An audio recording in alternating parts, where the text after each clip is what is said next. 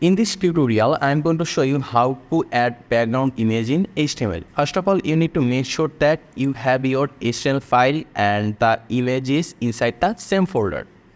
After it, open this using any code editor. Then just go inside the head section of your HTML. Here you need to say style. Then inside the style, we are going to mention the body tag. So we say here body.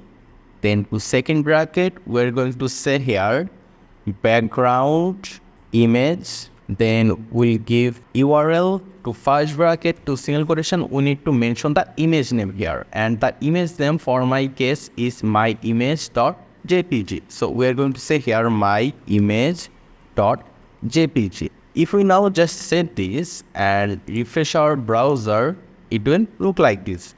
But we need to fix the image height and width in order to make the image look better. For it, we need to say here background repeat. It will be no repeat. Then we're going to say here background attachment. It will be fixed. Then we'll say background size. Background size, it will be 100% and 100%. If we now save this, then if we now refresh here, then the image will look better over here. So this is how you can set background image in HTML. I hope this was easy for you. Make sure to subscribe and I hope to see you in the future tutorials.